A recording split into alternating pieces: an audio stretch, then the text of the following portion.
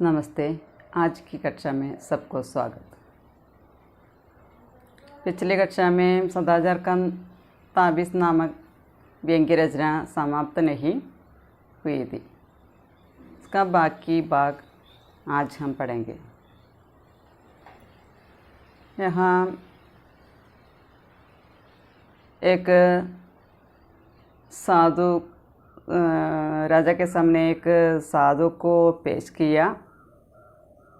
ये साधु एक कंदरा में तपस्या करते हुए महान साधक बन गया था। साधु ने सदाचार का ताबीज़ बनाया है। ये मंत्रों से सिद्ध है और उसे बांधने में आदमी सदाचारी हो जाता है।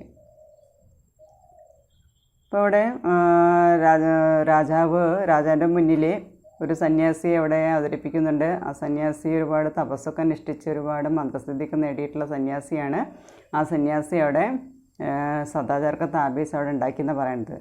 അപ്പോൾ അത് കെട്ടിക്കഴിഞ്ഞാൽ ആ വ്യക്തി സദാചാരിയായിട്ട് മാറുമെന്നാണ് പറയുന്നത്. അപ്പോൾ അതിന് നമ്മൾ പറയുന്നുണ്ട് ഈ സദാചാർ അല്ലെങ്കിൽ ഭ്രഷ്ടാചാരം എന്ന് പറയുന്നത് അതിൻ്റെ വ്യത്യാസം എന്താണ്, അത് നമ്മുടെ ഉള്ളിൽ എങ്ങനെയാണെന്ന് പറയുന്നുണ്ട്. അതായത് മനുഷ്യൻ്റെ ഉള്ളിലുള്ള രണ്ട് കാര്യങ്ങളാണ് ഈ ഭ്രഷ്ടാചാരം അതുപോലെ സദാചാരം. അത് അല്ല പുറത്തുനിന്ന് വരുന്നതോ വാങ്ങിക്കുന്നതോ എന്നല്ല, കാശ് കൊടുത്ത് വാങ്ങിക്കുന്ന സാധനം എന്നല്ല എന്ന് പറയുന്നത്. അതായത് ഈശ്വരൻ നമ്മളെ സൃഷ്ടിക്കുന്ന സമയത്ത് നമ്മുടെ ഉള്ളിൽ ഈ സാധനം ഫിറ്റ് ചെയ്തിട്ടുണ്ടെന്നാണ് പറയുന്നത്. ഒന്നുകിൽ ബേമാനി അതല്ലെങ്കിൽ ഈമാനി. ഒന്നുകിൽ ഈമാൻ എന്നുള്ളത് അല്ലെങ്കിൽ ബേമാനി എന്നുള്ള ആ ഒരു യന്ത്രം അതിൻ്റെ ഉള്ളിൽ നമ്മുടെ ഉള്ളിൽ ഫിറ്റ് ചെയ്തിട്ടുണ്ട്. അതിനനുസരിച്ചാണ് നമ്മളായി തീരാന്ന് പറയുന്നത്. അപ്പോൾ നമ്മുടെ ഉള്ളിൽ നിന്ന് हमारे आत्मा से ईमान के स्वर निकलते हैं तो അല്ലെങ്കിൽ बेईमानी का स्वर निकलते हैं तो उन्हें आत्मा का पुकार करते हैं. അപ്പം നമ്മുടെ ഉള്ളിൽ നിന്ന് ചിലപ്പോൾ ബേയിമാനി എന്നുള്ളതായിരിക്കും സ്വരം വരിക, ചിലപ്പോൾ നമ്മുടെ ഉള്ളിൽ നിന്ന് ഈമാനി എന്നുള്ള സ്വരമായിരിക്കും വരിക. അതിന് നമ്മൾ പറയുന്ന പേരാണ് ആത്മാവിൻ്റെ അല്ലെങ്കിൽ ആത്മാക്കി പുക്കാർ എന്നാണ് അതിന് പറയുന്നത്. അപ്പോൾ ഇതിനനുസരിച്ചാണ് ആത്മാക്കി പുക്കാർക്കെ അനുസാർ ഹം കാം കർത്തേ ഹെ. നമ്മൾ പ്രവർത്തിക്കുന്നത് ഈ വിളിക്കനുസരിച്ചാണ് നമ്മൾ പ്രവർത്തിക്കുന്നതെന്ന് പറയുന്നത്.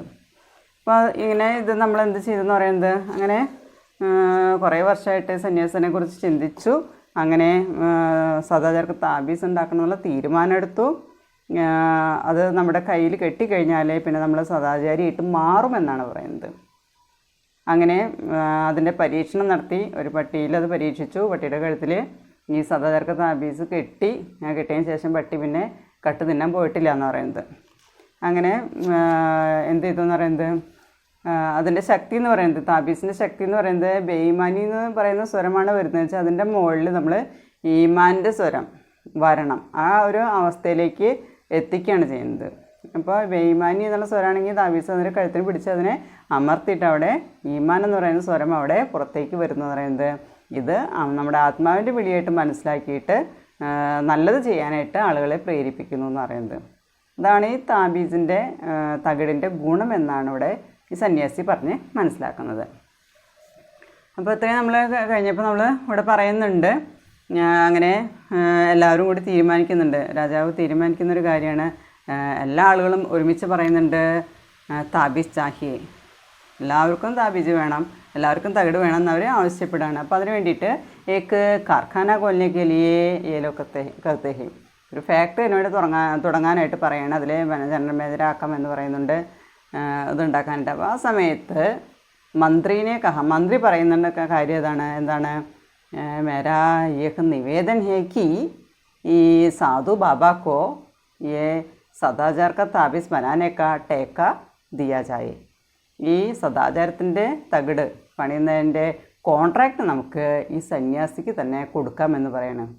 അപ്പോൾ നമ്മൾ ആദ്യം തന്നെ നമ്മൾ അഴിമതി വരുന്ന അല്ലെങ്കിൽ കൈക്കൂലി എന്നുള്ളത് വരുന്നത് ഇങ്ങനെ കോൺട്രാക്ടർമാർ അതിൻ്റെ ഇടയിൽ കൈക്കൂലി ഇങ്ങനെ കാര്യങ്ങൾ വരുന്നു എന്ന് പറഞ്ഞു. അപ്പോൾ ഇവിടെ നമ്മൾ സന്യാസി തന്നെയാണ് ഇത് ഏൽപ്പിക്കാൻ പോകുന്നത്. അപ്പോൾ നമ്മുടെ രാജ്യത്തിന് വേണ്ടിയിട്ടുള്ള തകിട് അവരെന്നെ സപ്ലൈ ചെയ്യുമെന്നാണ് പറയുന്നത്. അങ്ങനെ അതിന് വേണ്ടിയിട്ട് എന്ത് ചെയ്തു എന്ന് പറയുന്നത്, 5 करोड़ രൂപയെ 5 കോടി രൂപ यहाँ राज्य में कारखाना खोलने के लिए पेशगी മിൽ ഗയി. അപ്പോൾ നമ്മുടെ സന്യാസിക്ക് 5 കോടി രൂപ ഈ ഫാക്ടറി തുറക്കാനായിട്ട് 5 കോടി രൂപ അവിടെ അഡ്വാൻസ് കിട്ടിയെന്ന് പറയുന്നത്. അങ്ങനെ സബി അക്ബർ ഒമേഗവരെ ഷഫി, ഇവിടെ രാജ്യത്തിലെ എല്ലാ ന്യൂസ് പേപ്പറിലും വലിയ വാർത്ത വന്നു. എന്താണ്? സദാചാർക്ക് താബീസ് കി കോച്ച് താബീസ് ബനാനേക്ക കാർഖാന ഖുല. അങ്ങനെ ഈ തകടുണ്ടാക്കാനുള്ള ഫാക്ടറി തുറന്നു എന്ന് പറഞ്ഞുകൊണ്ട് എല്ലാ പത്രങ്ങളിലും ന്യൂസ് വന്നു. ഇവിടെ വരെ നമ്മൾ എത്തിയിട്ടുണ്ടായിരുന്നത് लाखों ताबीज बन गए, सरकार के हर सरकारी कर्मचारी की भुजा पर एक एक ताबीज बांध दिया गया. അങ്ങനെ ലക്ഷക്കണക്കിന് തകിട് പണിയെടുപ്പിച്ചു ഉണ്ടാക്കി നമ്മുടെ സർക്കാർ ഉദ്യോഗസ്ഥരായിട്ടുള്ള എല്ലാവരുടെയും കൈകളിലും ഈ തകിട് കെട്ടിയെന്ന് പറയുന്നത്. भ्रष्टाचार की समस्या का ऐसा सरल हल निकलाने से राजा और दरबारी सब कुछ थे. അങ്ങനെ നമ്മുടെ കറപ്ഷൻ അല്ലെങ്കിൽ അഴിമതി എന്ന് പറയുന്ന പ്രശ്നം, അതിനെ ഐസ സരൾ ഹൽ നിക്കൽ ആനേസേ, ഹൽ എന്ന് പറഞ്ഞാൽ പരിഹാരം, സോൾവ് ചെയ്യാൻ പറ്റി. അപ്പോൾ വളരെ സരളമായിട്ടുള്ള വളരെ ലളിതമായൊരു പരിഹാരം കണ്ടപ്പോൾ രാജ ഓർ ദർബാരി സബ് ഗുസ്തേ, രാജാവും രാജസഭയിൽ എല്ലാവർക്കും വളരെയധികം സന്തോഷമായി. ഏക് ദിൻ രാജാക്ക് ഉത്സുകത ജാഗി. അപ്പോൾ തകിടൊക്കെ എല്ലാവർക്കും കൊടുത്തു, എല്ലാവരും തകിട് കെട്ടി. അങ്ങനെ ഒരു ദിവസം രാജാവിന് വളരെ അധികം കൗതുകം തോന്നി, എന്താണ് ആകാംക്ഷ തോന്നാണ്. സോച്ച ദേഖേൻ തോ ഏക് താബീജ് കൈസേ കാം കർത്താ ഹേ. അപ്പോൾ രാജാവ് ഇങ്ങനെ മനസ്സിൽ ചിന്തിക്കുകയാണ്, എന്ന് കാണണം, എങ്ങനെയാണ് ഈ തകിട് ആളുകളിൽ പ്രവർത്തിക്കുന്നതെന്ന് എനിക്കൊന്ന് കാണണം എന്നുള്ള ചിന്ത രാജാവിൻ്റെ മനസ്സിൽ തോന്നാണ്. വഹ വേഷ് ബദൽക്കർ ഏക് കാര്യാലയ ഗയേ. അപ്പോൾ രാജാവ് നേരിട്ട് രാജാവിൻ്റെ വേഷത്തിൽ നിന്ന് എല്ലാവരും തിരിച്ചറിയും. അതുകൊണ്ട് തന്നെ രാജാവ് വേഷം മാറിയിട്ട് ഓഫീസിലേക്ക് ചെല്ലാണ്. ഒരു സാധാരണക്കാരനെ പോലെയുള്ള വേഷം ധരിച്ചുകൊണ്ട് ഓഫീസിലേക്ക് ചെന്നു. ഉസ് ദിൻ 2 താരിഖ് തീ. ആ ദിവസം എന്ന് പറയുന്നത് ആ മാസത്തിലെ 2ാമത്തെ ദിവസമായിരുന്നു. ആ മാസത്തിലെ രണ്ടാമത്തെ ദിവസമായിരുന്നു 2 താരിഖ് തീ. ഏക് ദിൻ പഹലെ തൻഖാഹ് മിലി തീ. അതായത് 2ാം തീയതിയുടെ മുൻപ്, അതായത് 1ാം തീയതി തന്നെ അവിടെ തൻഖാഹ് എന്ന് പറഞ്ഞ സാലറി, ശമ്പളം കിട്ടിയിട്ടുണ്ടായിരുന്നു. അപ്പോൾ എല്ലാ മാസവും 1ാം തീയതി ശമ്പളം കിട്ടുന്നു. രാജാവ് പോയത് 2ാം തീയതിയാണ് രാജാവ് വേഷം മാറിയിട്ട് ഓഫീസിലേക്ക് ചെന്നത്. वह एक कर्मचारी के पास गए और कई काम बताकर उसे 5 रुपये का नोट देने लगे. അങ്ങനെ ഓഫീസിൽ കയറി ചെന്നു. കാര്യാലയം എന്ന് പറഞ്ഞ ഓഫീസ്. അവിടെ ഒരു ഓഫീസറുടെ അടുത്ത് പോയിട്ട് എന്തൊക്കെയോ കുറേ പണികൾ, കൈക്കാൻ പതാക്കർ, കുറേ പണികൾ ചെയ്യാൻ പറഞ്ഞുകൊണ്ട് ഉസേ 5 രൂപയൊക്കെ നോട്ട് തേനേലക. അയാൾക്ക് 5 രൂപയുടെ നോട്ട് കൊടുക്കാൻ തുടങ്ങി. കർമ്മചാരിനെ ഉന്നെ ढांढ भाग जाओ यहाँ से घूस लेना पाप है. ഓഫീസർ ശകാരിച്ചുകൊണ്ട് ചീത്ത വിളിക്കുകയാണ്. ഡാണ്ടാന്ന് പറഞ്ഞാൽ ശകാരിക്കുക, ചീത്ത വിളിക്കുക. ഭാഗ് ജാവോ യഹാം സെ, ഇവിടെ നിന്ന് ഓടിക്കോ. ഘൂസ് ലേന പാപ് ഹേ, കൈക്കൂലി വാങ്ങിക്കുക എന്ന് പറയുന്നത് പാപമാണ്. പെട്ടെന്ന് തന്നെ ഇവിടെ നിന്ന് ഓടിക്കോ, കൈക്കൂലി വാങ്ങിക്കുക പാപമാണെന്ന് ആ ഓഫീസർ രാജാവിനോട് പറഞ്ഞു. രാജാവാണെന്ന് അയാൾക്കറിയില്ലേ, വേഷം മാറിയിട്ടാണ് ചെന്നത്. അപ്പോൾ ശമ്പളം കിട്ടിയതിൻ്റെ പിറ്റേ ദിവസമാണ് ചെന്നത്. राजा बहुत गुस्स हुए, ताबीज ने कर्मचारी को ईमानदार बना दिया था. അപ്പോൾ രാജാവിന് വളരെയധികം സന്തോഷമായി.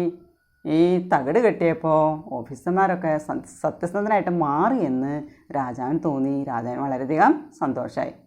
കുച്ച് ദിൻ ബാദ് വ ഫിർ വേഷ് ബദൽക്കർ ഉസി കർമ്മചാരി കെ പാസ് ഗയേ. അപ്പം അന്ന് മാസത്തിലെ ആ 2ാമത്തെ ദിവസം, 1ാം തീയതി കഴിഞ്ഞ് 2ാം തീയതി ചെന്ന് ആ ഓഫീസറുടെ അടുത്ത് തന്നെ വീണ്ടും കുറേ ദിവസങ്ങൾക്ക് ശേഷം വേഷം മാറിയിട്ട് അയാളുടെ അടുത്തേക്ക് തന്നെ ചെന്നു രാജാവ്. ഉസ് ദിൻ 31 താരിഖ് തീ. അപ്പം അന്ന് ചെല്ലുന്ന എന്ന് പറയുന്നത് 31 താരിഖ് തീ, അതായത് മാസത്തിലെ അവസാനത്തെ ദിവസമായ 31ാം തീയതി ആയിരുന്നു അന്ന്. മഹീനേക്ക ആഖിരി ദിൻ, ആഖിരി ദിൻ എന്ന് പറഞ്ഞാൽ അന്തിം ദിൻ, അവസാനത്തെ ദിവസം, ലാസ്റ്റ് ഡേ ആയിരുന്നു. ആ മാസത്തിലെ ലാസ്റ്റ് ഡേ ആയിരുന്നു. ആദ്യം പോയത് മാസത്തിലെ 2ാമത്തെ ദിവസമായിരുന്നു. ഇപ്പോൾ 2ാമത് വേഷം മാറിയിട്ട് കുറേ ദിവസങ്ങൾക്ക് ശേഷം ചെല്ലാണ്. ചെന്ന അന്നെന്ന് പറയുന്നത് മാസം 31ാം തീയതി ആയിരുന്നു. ആ മാസത്തിലെ അവസാനത്തെ ദിവസമായിരുന്നു.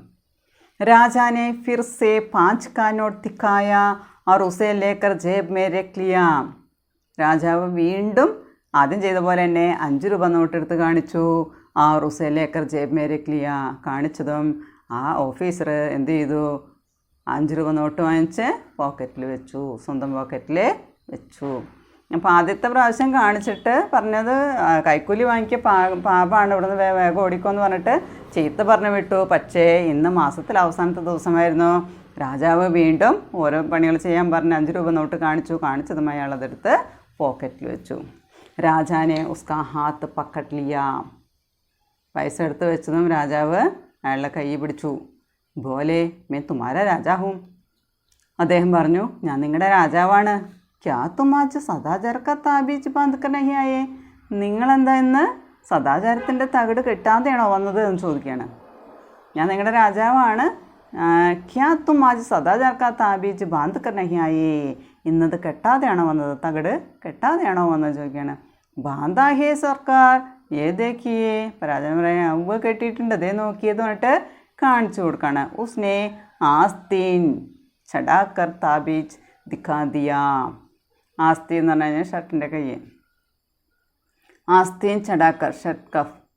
അപ്പോൾ ചുരുട്ടി വെച്ചിട്ടുള്ള ആ ഷർട്ടിൻ്റെ കയ്യെ കയറ്റിയിട്ട് താബീച്ച് ദിഖാദിയ, ഈ തകിട് കാണിച്ചു കൊടുത്തു. രാജ അസമഞ്ജസ് മേ പട് ഗയേ. അസമഞ്ജസ് എന്ന് പറഞ്ഞാൽ കൺഫ്യൂഷനായി. ഫിർ ഐസ കൈസെ ഹോ ഗയാ. സദാചാരക്ക താബീസ് കൈൻ്റെ മുകളിൽ കെട്ടിയിട്ടുണ്ട്. രാജാവിനാകെ കൺഫ്യൂഷനായി. വീണ്ടും ഇത് എങ്ങനെ സംഭവിച്ചു എന്ന് ചിന്തിക്കുകയാണ്. ഉന്നോനെ താബീസ് പർ കാൻ ലഗാക്കർ സുനാ. അയാളുടെ കൈ പിടിച്ച് നോക്കിയപ്പോൾ സദാചാരക്ക താബീസ് ബന്ധിച്ചിട്ടുണ്ട്. രാജാവ് അതിൻ്റെ മുകളിൽ, ആ തകിടിൻ്റെ മുകളിൽ ചെവി ചേർത്ത് വെച്ചപ്പോൾ കേട്ടു. എന്താ കേട്ടത്? താബീസ് മേംസേ സ്വർ നിക്കൽ രഹേ തേ അരേ ആജ് ഇക്തീസ് ഹേ ആജ് തോ ലേ ലോ. അപ്പോൾ ആ തകിടിൻ്റെ മേലെ ചെവി ചേർത്ത് വെച്ചപ്പോൾ കേട്ട സ്വരം എന്ന് പറയുന്നത് ഇങ്ങനെയാണ്. എന്താണ്? ആജ് ഇക്തീസ് ഹേ. ഇന്ന് 31-ാം തീയതിയാണ്. 31-ാം തീയതിയുടെ പ്രത്യേകത എന്താണ്? മഹീനേക്ക അന്തിം ദിൻ ഥാ. ആ മാസത്തിലെ അവസാനത്തെ ദിവസമായിരുന്നു. ആജ് തോ ലേ ലോ. ഇന്ന് എടുത്തോളാനാണ് പറയുന്നത്. ഇന്ന് കൈക്കൂലി വാങ്ങിച്ചോ കുഴപ്പമില്ല എന്ന് തകിടിൻ്റെ ഉള്ളിൽ നിന്ന് സ്വരം വന്നു എന്ന് പറയുന്നത്. അപ്പോൾ ഇവിടെ രാജാവ് ആശയക്കുഴപ്പത്തിലായി അല്ലെങ്കിൽ കൺഫ്യൂഷനിലായി എന്ന് പറയാൻ കാരണം എന്താണ്? ആദ്യത്തെ ദിവസം വന്നപ്പോൾ, അതായത് മാസത്തിലെ 2-ാമത്തെ ദിവസം തന്നെ 1-ാം തീയതി ശമ്പളം കിട്ടിയിട്ടുണ്ട്. ആർക്കും യാതൊരു ബുദ്ധിമുട്ടില്ല, ഇഷ്ടം പോലെ പൈസ കയ്യിലുണ്ട്. പക്ഷേ അവസാനത്തെ ദിവസം ആകുമ്പോഴേക്കും അതെല്ലാം കയ്യിലെല്ലാം കഴിഞ്ഞു. അതായത് അധിക കമാനേക്ക് ഇച്ഛ, അതായത് കൂടുതൽ സമ്പാദിക്കണം എന്നുള്ള ആഗ്രഹമാണ് ഓരോരുത്തരും ഉള്ളത്. അപ്പോൾ ശമ്പളം കിട്ടുന്നത് വരെ ജീവിക്കാനുള്ള മാർഗം അവിടെ ഇല്ലാതെ ആകുമ്പോഴാണ് അവരെന്ത് ചെയ്യുന്നത്? കൈക്കൂലി വാങ്ങിക്കാനായിട്ട് തയ്യാറാവുന്നത്. അപ്പോൾ നമ്മുടെ സമൂഹത്തിൽ ഇവിടെ രാജാവാണെങ്കിൽ, ഭരണാധികാരികളാണെങ്കിൽ ഭരണവ്യവസ്ഥയിൽ മാറ്റം വരുത്താനായിട്ട് ആഗ്രഹിക്കാത്ത ഭരണാധികാരികൾ, പക്ഷേ അഴിമതി ഇല്ലാതാക്കും വേണം. അങ്ങനെയാണ് നമ്മൾ ഈ എന്താ പറയുക, ഈ തകിടിനെ കൂട്ടുപിടിക്കാനായിട്ട് പോകുന്നത്. അത് കെട്ടിക്കഴിഞ്ഞാൽ ശരിയാകുമെന്നുള്ള ഒരു ഒറ്റ ചിന്തയാണ് വരുന്നത്. പക്ഷെ അവിടെ ശരിക്കും പറയുകയാണെങ്കിൽ ജീവിക്കാനുള്ള മാർഗം ഇല്ലാതായി തീരുമ്പോൾ ആളുകൾ ചെയ്യുന്നൊരു പണിയാണ് കൈക്കൂലി വാങ്ങിക്കുക എന്ന് പറയുന്നത്. അപ്പോൾ ജീവിക്കാനായിട്ട് മാർഗ്ഗമില്ല, അതായത് പൈസ തികയാതെ വരുന്നു, അല്ലെങ്കിൽ കൂടുതൽ സമ്പാദിക്കണം എന്നുള്ള ആഗ്രഹം ഓരോരുത്തരുടെ ഉള്ളിൽ കടന്നുകൂടുന്നു. അങ്ങനെ വരുമ്പോഴാണ് അവർക്ക് തെറ്റ് ചെയ്യാനായിട്ടുള്ള പ്രേരണ വരുന്നത്. അങ്ങനെയാണ് ഇവിടെ ഓരോ ഓഫീസർമാരും അവിടെ ചെയ്യുന്നത് എന്താണ്? കറപ്ഷനാണ് ചെയ്തുകൊണ്ടിരിക്കുന്നത്. അപ്പോൾ അതിൽ സദാചാരക്ക താബീസ് എന്ന് പറയുന്നത് വ്യംഗ്യരചനയാണ്. നമ്മുടെ ഭരണാധികാരികളെ അല്ലെങ്കിൽ നമ്മുടെ സമൂഹത്തെ കളിയാക്കിക്കൊണ്ട് അല്ലെങ്കിൽ ആക്ഷേപഹാസ്യത്തിലൂടെ നമ്മൾ കാര്യങ്ങൾ പറഞ്ഞു തരുന്ന ഒരു രചനയാണ് സദാചാരക്ക താബീസ് എന്ന് പറയുന്നത്. ഹരിശങ്കർ പർസായി എഴുതിയിട്ടുള്ള രചനയാണ്. ഇതിൽ നമുക്ക് ചോദ്യങ്ങൾ ചോദിക്കാവുന്നതാണ്. കുറച്ച് ചോദ്യങ്ങളുണ്ട്. സദാചാരക്ക താബീസ് എന്ന് പറയുന്നത് കൈസി രചനായെ ചോദിക്കാം, കിസ്നെ ലിഖിയെന്ന് ചോദിക്കാം, രാജ്യമേ ലോക ഹല്ല മച്ചാനെയൊക്കെ കാരൻ ക്യാ ഹെ ചോദിക്കാം, ഭ്രഷ്ടാചാർ को ढूंढने के लिए किसको बुलाया ചോദിക്കാവുന്നതാണ്. വിശേഷത്തിന് ജാതിക്ക് വിശേഷത ക്യാ ഹെ, അവരുടെ പ്രത്യേകത എന്താണ്. അങ്ങനെ ഒരുപാട് ചോദ്യങ്ങൾ നമുക്ക് 2 മാർക്കിൻ്റെ ചോദ്യമായിട്ട് അതിൽ ചോദിക്കാനായിട്ട് പറ്റും. അതുപോലെ തന്നെ ഭ്രഷ്ടാചാർ കഹാം ദേഖ് സക്താ ഹെ, കഹാം എവിടെയൊക്കെയാണ് നമ്മൾ അഴിമതി കാണുന്നത് എന്ന് ചോദിക്കുന്നുണ്ട്. അത് ഈ ഭ്രഷ്ടാചാർ किस रूप में हम देखते हैं, ഏത് രൂപത്തിലാണ് നമ്മൾ കാണുന്നത്. ये भ्रष्टाचार को मिटाने के लिए हम क्या क्या करना चाहिए, ഇതിനെ നമ്മൾ എന്തെല്ലാം ചെയ്യണം എന്നുള്ള കാര്യം പറയുന്നുണ്ട്. അതുപോലെ തന്നെ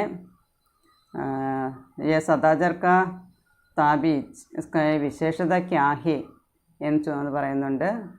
सदाचार और भ्रष्टाचार की तुलना अंदर क्या है, दोनों में क्या क्या अंदर है, ये क्या है, ये कहाँ रहता है എന്നൊക്കെ നമ്മളതൊരു പഠിച്ചു. എവിടെ നിന്നാണ് എന്താണ് എന്നുള്ളത് നമ്മളതിൽ പഠിച്ചു. അവസാനം ലാസ്റ്റ് നമ്മളിന്ന് പറഞ്ഞ കാര്യം ഇവിടെ सदाचार का ताबीज बनाने के लिए एक साधु को बुलाया. उसने एक राजा ने उसे एक कारखाना गोल दिया और वहाँ 5 करोड़ रुपये उसका कारखाने खोलने के लिए पैसे के रूप में दिया. और कार्यालय में राजा ने वेश बदल कर गए और वहाँ महीने का पहले 2 दिन तारीख थी, രണ്ടാമത്തെ ദിവസമായിരുന്നു. അതുകൊണ്ട് തന്നെ വഹാ ഗുസ്കി ആവശ്യകത नहीं थी, ഇവിടെ കൈക്കൂലിയുടെ ആവശ്യം ഉണ്ടായിരുന്നില്ല. लेकिन अंत में कुछ दिन के बाद वेश बदल कर उस कर्मचारी के पास गया. वहाँ उस दिन 31 तारीख थी, ये महीने की अंतिम तारीख थी, आखिरी दिन था. उस दिन राजा ने 5 रुपये के नोट दिया और उस कर्मचारी ने यह जेब में रख लिया. उस समय राजा ने उसके हाथ पकड़कर कहा, मैं तुम्हारा राजा हूँ, क्या तुम आज सदाचार का ताबीज़ पहलियाँ बांध कर नहीं आई എന്ന് ചോദിക്കുന്നുണ്ട്. പറയണ്ടേ ये जी हाँ मैं बांधा है, ये ताबीज़ को दिखाते हैं. उस समय राजा असमंजस में कन्फ्यूजन में पड़ गए और उस समय राजा ये ताबीज़ पर कान लगा कर सुना. उससे एक स्वर निकल रहा है, आज महीने का अंतिम दिन है, आज 31 है, आज तो ले लो. അപ്പോൾ ഇന്നത്തെ ദിവസം വാങ്ങിച്ചു എന്നുള്ള ഒരു ഇതാണ് പറയുന്നത്. ശമ്പളം കിട്ടിയിട്ടില്ലേ, കിട്ടാനായിട്ട് ഇനിയും ഒരു ദിവസം ബാക്കിയുണ്ട്, അതുവരെ ജീവിക്കാനുള്ള ഒരു ബുദ്ധിമുട്ടുണ്ട്, അവിടെ കൈക്കൂലി വാങ്ങിക്കുന്നു എന്നാണ് പറയുന്നത്.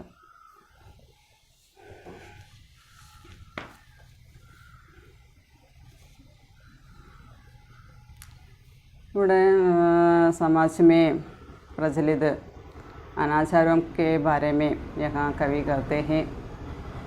और सत्ताधारी यानी शासन करने वाले लोगों ने अपनी व्यवस्था को बदलने के लिए नहीं चाहते हैं. അവരുടെ ഭരണവ്യവസ്ഥകളിലെ മാറ്റങ്ങളൊന്നും വരുത്താനായിട്ട് തയ്യാറാവുന്നില്ല.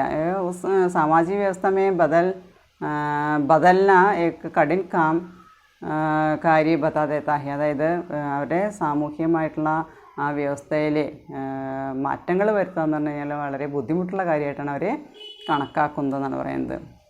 അപ്പോൾ അവിടെ അങ്ങനെ വരുമ്പോൾ അതായത് കർമ്മചാരികൾക്കോ ജോ മിൽത്താ ഹെ ഉസ്സേ വ തൃപ്തി നഹി ഹെ, അപ്പോൾ അവർക്ക് കിട്ടുന്ന കൂലിയിൽ അല്ലെങ്കിൽ ശമ്പളത്തിൽ അവർ തൃപ്തരല്ല എന്നാണ് പറയുന്നത്. അതായത് അധിക കമാനേക്ക് ലിയേ വേ ഗൂസ് ലേത്തെ ഹെ, അതായത് കൂടുതൽ സമ്പാദിക്കാൻ വേണ്ടിയിട്ട് കൂടുതൽ സമ്പാദിക്കാനുള്ള ആഗ്രഹം ഓരോ മനുഷ്യരിലുണ്ടാവും. അങ്ങനെ അവർ കൂടുതൽ കൈക്കൂലിയിലേക്ക് ചേരുന്നു. ഗൂസ് അല്ലെങ്കിൽ റിശ്വത്ത് എന്ന് പറയും, ബ്രൈബറി എന്ന് പറയും. അതിലേക്ക് ഒരു പരിധിവരെ ഏലോകയ്ക്ക് ഹദ്ദത്തൊക്കെ ലാലജിഹെ, അത്യാഗ്രഹികളാണ് എന്നുള്ളതാണ് ഇതിൽ പറയുന്നത്. ആരാംസെ ജീനയ്ക്ക് ലിയേ ഗൂസ് ലേത്തെ ഹെ, അതായത് വളരെ സുഖമായിട്ട് ജീവിക്കാനായിട്ട്, ബുദ്ധിമുട്ടില്ലാതെ സുഖകരമായിട്ട് ജീവിക്കാനായിട്ട് അവർ എന്ത് ചെയ്യുന്നു, കൈക്കൂലി വാങ്ങിക്കുന്നു എന്നാണ് പറയുന്നത്. അവിടെ शासन करने वाले लोग आम लोगों के बारे में, सार्वजनिक लोगों के बारे में सोचते नहीं. അവർ സാധാരണ ജനങ്ങളെക്കുറിച്ച് അവർ ചിന്തിക്കുന്നില്ല, അവരവരുടെ കാര്യം മാത്രം നോക്കുന്നു എന്നുള്ളതാണ് പറയുന്നത്. അപ്പോൾ അതിലേക്ക് അതിനെക്കുറിച്ചാണ് നമ്മുടെ ലേഖകൻ ഇവിടെ കളിയാക്കിയിട്ട് പറഞ്ഞിരിക്കുന്നത്. നെക്സ്റ്റ് നമുക്ക് പുതിയൊരു ചാപ്റ്ററാണ് മഹാദേവി വർമ്മയുടെ സോന ഹിരണി എന്നു പേരുള്ള ഒരു രേഖാചിത്രമാണ്. നിങ്ങൾ മഹാദേവി വർമ്മയെക്കുറിച്ച് നിങ്ങൾ കേട്ടിട്ടുണ്ടായിരിക്കും, സ്കൂളിലൊക്കെ പഠിച്ചിട്ടുണ്ടാവും. മഹാദേവി വർമ്മയുടെ ഗൗരാഗായി എന്ന് പറയുന്നത് ഒരു രേഖാചിത്രം നിങ്ങൾ പഠിച്ചിട്ടുണ്ടാവും. മഹാദേവി വർമ്മയെക്കുറിച്ച് നിങ്ങൾ കേട്ടിട്ടുണ്ടാവും. ഛായാവാദിലെ പ്രമുഖ കവിയാണ്. ബഹുമുഖി പ്രതിഭയാണ്. കവി മാത്രമല്ല, ഗദ്യമേഖലയിൽ ഇപ്പോൾ നമ്മൾ രേഖാചിത്രം എന്ന് പറയുന്നത് ഗദ്യത്തിൽ പെടുന്നതാണ്. അങ്ങനെ ഒരുപാട് രചനകൾ ചെയ്തിട്ടുള്ള ഒരു സാഹിത്യകാരിയാണ്. അതുപോലെ തന്നെ നമ്മൾ ഛായാവാദത്തിൽ പ്രധാനപ്പെട്ട 4 കവികളാണ് വരിക. അതിൽ ഒരാളും കൂടിയാണ് നമ്മുടെ മഹാദേവി വർമ്മ. പിന്നെ നമ്മുടെ ആധുനിക കാലത്തെ മീര എന്ന പേരിൽ അറിയപ്പെടുന്നത്, ആധുനിക കാലത്ത് മീര എന്ന പേരിലും അറിയപ്പെടുന്നത് മഹാദേവി വർമ്മ തന്നെയാണ്. പിന്നെ യാമ എന്ന പേരുള്ള രചനയ്ക്ക് ജ്ഞാനപീഠ പുരസ്കാരം കിട്ടിയിട്ടുണ്ട്. അപ്പോൾ ഒരുപാട് രചനകൾ ചെയ്തിട്ടുണ്ട്. നമുക്ക് പഠിക്കാനുള്ളത് സോന ഹിരണി എന്ന പേരുള്ള ഒരു രേഖാചിത്രമാണ്. ഒരു മാൻകുട്ടിയെക്കുറിച്ച് പറയുന്നതാണ്. അപ്പോൾ മഹാദേവി വർമ്മയെക്കുറിച്ച് നമുക്കൊന്ന് ജസ്റ്റ് ഒന്ന് നോക്കാം. महादेवी वर्मा का जन्म होली के दिन 26 मार्च 1907 को ഫറൂഖാബാദ് ഉത്തർപ്രദേശ് में हुआ था. മഹാദേവി വർമ്മയുടെ ജനനം 1907 മാർച്ച് 26 ഹോളി ആഘോഷിക്കുന്ന ദിവസം ഉത്തർപ്രദേശിലെ ഫറൂഖാബാദ് എന്ന് പറയുന്ന സ്ഥലത്ത് മഹാദേവി വർമ്മ ജനിച്ചു. അപ്പോൾ ഉത്തർപ്രദേശിലെ ഫറൂഖാബാദിലെ 1907 മാർച്ച് 26 ഹോളിയുടെ ദിവസത്തിൻ്റെ അന്നാണ് മഹാദേവി വർമ്മ ജനിച്ചത്. മഹാദേവി വർമ്മ के पिता श्री गोविंद प्रसाद वर्मा एक वकील थे और माता श्रीमती हेमा रानी देवी थी. മഹാദേവി വർമ്മയുടെ അച്ഛൻ എന്ന് പറയുന്നത് ശ്രീ ഗോവിന്ദ് പ്രസാദ് വർമ്മ എന്നാണ് അച്ഛൻ്റെ പേര്. വയക്ക് വക്കീൽത്തെ, അദ്ദേഹം ഒരു വക്കീലായിരുന്നു. അവർ മാതാ ശ്രീമതി ഹേമറാണി ദേവി തി, അമ്മയുടെ പേര് ഹേമറാണി ദേവി എന്നാണ് അമ്മയുടെ പേര്. മഹാദേവി വർമ്മ के മാതാപിതാ दोनों ही शिक्षा के अनन्य प्रेमी थे. മഹാദേവി വർമ്മയുടെ മാതാപിതാക്കൾ 2 പേരും എന്താ പറയുക, ശിക്ഷയ്ക്ക് അനന്യപ്രേമിത, വിദ്യാഭ്യാസം ഒരുപാട് ഇഷ്ടപ്പെട്ടിരുന്ന വ്യക്തികളായിരുന്നു അച്ഛനും അമ്മയും. മഹാദേവി വർമ്മക്കോ ആധുനിക കാൽ की മീരാബായി കഹാ ജാता है. വളരെ ഇമ്പോർട്ടൻ്റ് ആയൊരു ചോദ്യമാണ്. മഹാദേവി വർമ്മക്കോ ആധുനിക കാൽ की മീരാബായി കഹാ ജാता है. മഹാദേവി വർമ്മയെ ആധുനിക കാലത്തിലെ മീരാബായി എന്നാണ് പറയപ്പെടുന്നത്. ചിലപ്പോൾ നിങ്ങൾ മീരാബായിയുടെ പദങ്ങൾ പഠിച്ചിട്ടുണ്ടാകും. കൃഷ്ണഭക്തിയെക്കുറിച്ചുള്ള മീരാബായിയുടെ പദങ്ങൾ ചിലപ്പോൾ 9th-ലോ 10th-ലൊക്കെ നിങ്ങൾ ചിലപ്പോൾ പഠിച്ചിട്ടുണ്ടായിരിക്കും. അല്ലെങ്കിൽ +1-ലോ +2-ലൊക്കെ പഠിച്ചിട്ടുണ്ട് മീരാബായി എന്ന് പറയുന്ന ഒരു കവയിത്രി. അപ്പോൾ ആധുനിക കാലത്തിലെ മീരാബായി ആയിട്ട് നമ്മൾ കണക്കാക്കുന്നത് മഹാദേവി വർമ്മേനെയാണ്. മഹാദേവി ജി ഛായാവാദ് രഹസ്യവാദ് കെ പ്രമുഖ കവിയോ में से एक है. മഹാദേവി വർമ്മ ഛായാവാദത്തിലെ രഹസ്യവാദത്തിലൊക്കെ പ്രധാനപ്പെട്ട കവികളിലെ ഒരാളാണ്. അപ്പോൾ നമ്മൾ ഛായാവാദം എന്ന് പറഞ്ഞാൽ നമ്മൾ കൂടുതലായിട്ട് വരുന്ന നമ്മുടെ കവിതകളിലൊക്കെ സാധാരണ വരുന്നൊരു കാര്യമാണ് ഛായാവാദം എന്ന് പറഞ്ഞാൽ. എന്താ പറയുക, നമ്മൾ സാങ്കല്പികമായിട്ടുള്ള കഥകൾ, പ്രകൃതി മനുഷ്യനുമായിട്ടുള്ള താരതമ്യം ചെയ്യൽ, റൊമാൻസ്, പ്രകൃതി മാനവീകരണം, അതുപോലെ സൗന്ദര്യ വർണ്ണന, ഇതൊക്കെ നമ്മുടെ ഛായാവാദത്തിൻ്റെ പ്രത്യേകതകളാണ്. അപ്പോൾ ഛായാവാദത്തിൽ 4 പ്രധാനപ്പെട്ട കവികളാണ് നമ്മൾ പറയുക. അതായത് സൂര്യകാന്ത് ത്രിപാഠി നിരാല, നിങ്ങൾ കേട്ടിട്ടുണ്ടാവും, അദ്ദേഹം തോർത്തിപത്രമൊക്കെ പഠിച്ചിട്ടുണ്ടാവും. അതുപോലെ തന്നെ സുമിത്രാനന്ദൻ പന്ത്, ജയശങ്കർ പ്രസാദ്, മഹാദേവി വർമ്മ. ഈ 4 പേരാണ് പ്രസുമൻ എന്ന പേരിൽ, അല്ലെങ്കിൽ ഛായാവാദത്തിലെ ചതുർസ്തംഭം എന്ന് പറയും. ഛായാവാദത്തിലെ 4 നെടുന്തൂണായിട്ട്, 4 സ്തംഭങ്ങളായിട്ട്, തൂണുകളായിട്ട് നിൽക്കുന്നത് ഇവർ 4 പേരാണ്. ഇതിലൊരാളാണ് നമ്മുടെ 4 പേരിലൊരാളാണ് മഹാദേവി വർമ്മ. कविता में रहस्यवाद छायावाद की भूमि ग्रहण करने के बावजूद सामयिक समस्याओं के निवारण में മഹാദേവി വർമ്മ ने सक्रिय भागीदारी निभाई. അതായത് കവിതകളിലെ രഹസ്യവാദം അതുപോലെ തന്നെ ഛായാവാദത്തിൻ്റെയൊക്കെ പങ്ക് അത് ഒരുപാട് ഉള്ളത് കൊണ്ട് തന്നെ, ആ ഒരു കാരണം കൊണ്ട് ഛായാവാദം രഹസ്യവാദം കവിതകളിൽ ധാരാളം കാണാനായിട്ട് സാധിക്കും. ആ ഒരു കാരണം കൊണ്ട് തന്നെ ആ ഒരു കാലഘട്ടങ്ങളിലെ പ്രശ്നങ്ങൾ അത് പരിഹരിക്കാനായിട്ട് മഹാദേവി വർമ്മ വളരെ ആക്റ്റീവായിട്ട് സജീവമായിട്ട് ഓരോന്നിലും പങ്കാളിയായിട്ട് ഇരുന്നിട്ടുണ്ടെന്ന് പറയുന്നത്. പ്രശ്നങ്ങൾ പരിഹരിക്കാൻ വേണ്ടിയിട്ട് മഹാദേവി വർമ്മ എല്ലാ കാര്യങ്ങളിലും ആക്റ്റീവായിട്ട് പ്രവർത്തിച്ചിരുന്നു എന്ന് പറയുന്നത്. മഹാദേവി വർമ്മ की പ്രാരംഭിക ശിക്ഷ इंदौर में हुई. മഹാദേവി വർമ്മയുടെ പ്രാഥമിക വിദ്യാഭ്യാസം എന്ന് പറയുന്നത് ഇൻഡോറിലായിരുന്നു. മഹാദേവി വർമ്മനെ BA ജബൽപൂർ से किया. ജബൽപൂരിൽ നിന്നാണ് BA പാസ്സായത്. महादेवी वर्मा अपने घर में सबसे बड़ी थी. उनके 2 भाई और 1 बहन थी. അപ്പോൾ മഹാദേവി വർമ്മ അച്ഛൻ്റെ അമ്മയുടെയും മൂത്ത മോളായിരുന്നു. അതായത് വീട്ടിലെ ഏറ്റവും മൂത്തത് മഹാദേവി വർമ്മയായിരുന്നു. ഉനക്ക് 2 ഭായി അവർ 1 ബഹൻ थी. ഇനി മഹാദേവി വർമ്മയ്ക്ക് 2 സഹോദരന്മാരും ഒരു സഹോദരിയും ഉണ്ടായിരുന്നു. 1919 में इलाहाबाद में क्राइस्टवेट कॉलेज से शिक्षा का आरंभ करते हुए महादेवी वर्मा ने 1932 में इलाहाबाद विश्वविद्यालय से संस्कृत में MA की उपाधि प्राप्त की. ഇനി 1919 ഇലഹാബാദിലെ ക്രൈസ്റ്റ്വേറ്റ് കോളേജിൽ നിന്ന് വിദ്യാഭ്യാസം ആരംഭിച്ച് 1932 ഇലഹാബാദ് യൂണിവേഴ്സിറ്റിയിൽ നിന്ന് സംസ്കൃതത്തിൽ MA നേടുകയും അങ്ങനെ വിദ്യാഭ്യാസം അതായത് 1919 മുതൽ 32 വരെയുള്ള കാലഘട്ടത്തിൽ അവർ വിദ്യാഭ്യാസം നേടി സംസ്കൃതത്തിലെ MA വരെ എത്തി. उन दिनों के प्रचलन के अनुसार महादेवी वर्मा का विवाह छोटी उम्र में ही हो गया था. विवाह के बाद भी उन्होंने अपनी शिक्षा जारी रखी. അപ്പോൾ ആ കാലത്ത് ഉൻ ദിനം കെ പ്രചലൻ കെ അനുസരിച്ച് ആ കാലത്തെ ആ സമയത്തെ സമ്പ്രദായത്തിനനുസരിച്ച് മഹാദേവി വർമ്മക്ക് വിവാഹം മഹാദേവി വർമ്മയുടെ വിവാഹം വളരെ ചെറിയ പ്രായത്തിൽ തന്നെ മഹാദേവി വർമ്മയുടെ വിവാഹം കഴിഞ്ഞു എന്ന് പറയുന്നത്. വിവാഹക്ക് ബാദ് ബി ഉന്നോനെ അപ്പനി ശിക്ഷ ജാരി രഹി. അത് വിവാഹത്തിന് ശേഷം അവർ വീണ്ടും പഠിക്കാനായിട്ട് തുടങ്ങി പഠനം കണ്ടിന്യൂ ചെയ്തു എന്നാണ് പറയുന്നത്. മഹാദേവി वर्मा की शादी 1916 में डॉक्टर स्वरूप नारायण वर्मा के साथ इंदौर में 9 साल की उम्र में हुई. वो अपने माँ पिताजी के साथ रहती थी क्योंकि उनके पति लखनऊ में पढ़ रहे थे.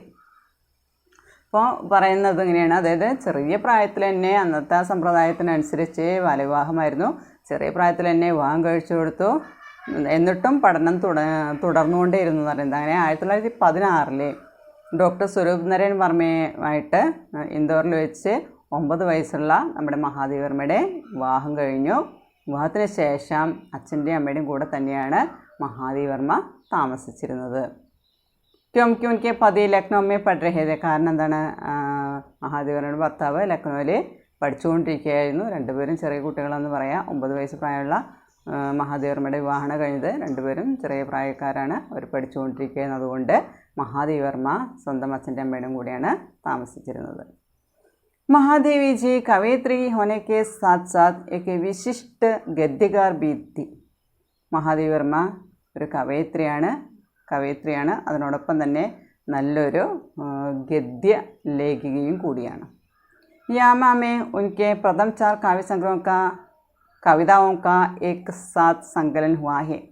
യാമ എന്ന് പറയുന്നൊരു രചന, അതിൽ മഹാദേവി വർമ്മയുടെ ആദ്യത്തെ 4 കവിതാ സമാഹാരങ്ങൾ ഒരുമിച്ച് അതിൽ കളക്ട് ചെയ്തിട്ടുണ്ടെന്ന് പറയുന്നത്. ഒരു സമാഹാരമായിട്ട് യാമയിൽ കളക്ട് ചെയ്തിട്ടുണ്ട്. മഹാദേവി ജിക്ക് കാവ്യ സംഗ്രഹമേ നിഹാർ, രശ്മി, നീരജ, സാന്തിഗീത്, ദീപശിഖ, യാമ, സപ്തവർണ ഹെ. ഈ മഹാദേവി വർമ്മയുടെ കാവ്യസമാഹാരത്തിൽ പെടുന്ന കാര്യങ്ങൾ എന്താണ്? നിഹാർ, രശ്മി, നീരജ, സാന്തിഗീത്, ദീപശിഖ, യാമ, സപ്തവർണ. ഇതെല്ലാം മഹാദേവി വർമ്മയുടെ കാവ്യസമാഹാരങ്ങളാണ്, കവിതാ സമാഹാരങ്ങളാണ്. रचनात्मक गद्य के अतिरिक्त महादेवी का विवेचनात्मक गद्य में तथा दीपशिखा, यामा और आधुनिक कवि महादेवी की भूमिकाओं में उनकी आलोचनात्मक प्रतिभा का भी पूर्ण प्रस्फुटन हुआ है. ഇനി രചനാത്മക ഗദ്യത്തിന് പുറമേ മഹാദേവിക വിവേചനാത്മക ഗദ്യമേ മഹാദേവിയുടെ എന്താ പറയുക നിരൂപണ ഗദ്യം, അതുപോലെ തന്നെ ദീപശിഖ, യാമ, ആധുനിക മഹാദേവി തുടങ്ങിയ ഇതിൻ്റെയൊക്കെ ഇൻട്രൊഡക്ഷനിൽ എനിക്ക് ആലോചനാത്മക പ്രതിഭ കാബി പൂർണ്ണ പ്രസ്ഫുടൻ ഹുവാ ഹെ. ഈ രചനകളിലൊക്കെ മഹാദേവി വർമ്മയുടെ വിമർശനപരമായിട്ടുള്ള കഴിവ് കാണാനായിട്ട് സാധിക്കും, പ്രതിഫലിക്കുന്നതായിട്ട് കാണാനായിട്ട് നമുക്ക് സാധിക്കും. महादेवी वर्मा ने गद्य, काव्य, शिक्षा और चित्रकला सभी क्षेत्रों में नए आयाम സ്ഥാപിत हुए. മഹാദേവി വർമ്മ ഗദ്യമേഖലയിലായാലും കവിതയുടെ മേഖലയിലായാലും വിദ്യാഭ്യാസത്തിൻ്റെ മേഖലയായാലും ചിത്രകല പഠിപ്പിച്ചിരുന്നു പറയുന്നത്. ആ മേഖലയിലെ സഭി ക്ഷേത്രമേ എല്ലാ മേഖലയിലും നയ ആയാം സ്ഥാപിത് പുതിയ രൂപം കൊടുക്കാനായിട്ട് മഹാദേവി വർമ്മയ്ക്ക് സാധിച്ചു. അതായത് ഗദ്യരചനയായാലും കാവ്യമായാലും ശിക്ഷ വിദ്യാഭ്യാസമായാലും ചിത്രകലയായാലും എല്ലാ അതിലും അവർ കഴിവ് തെളിയിച്ചതിനെല്ലാം പുതിയ രൂപം കൊടുക്കാനായിട്ട് അവർക്ക് സാധിച്ചിട്ടുണ്ട്. इसके अतिरिक्त उनके 18 काव्य और गद्य कृतियाँ हैं जिनमें मेरा परिवार, स्मृति की रेखाएँ, पद के साथी, श्रृंखला की कड़ियाँ और अतीत के चलचित्र प्रमुख हैं.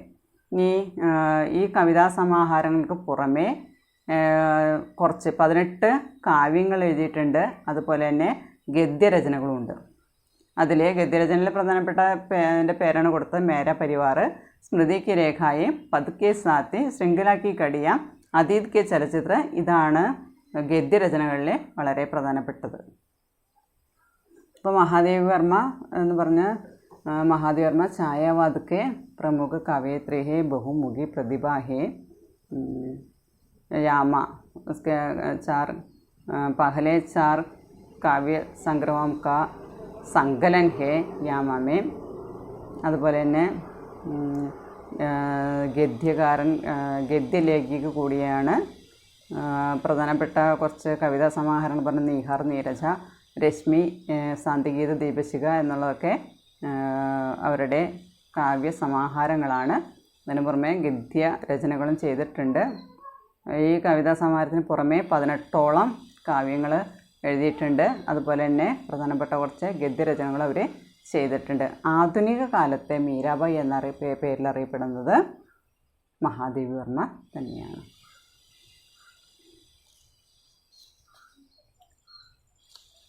Okay, thank you.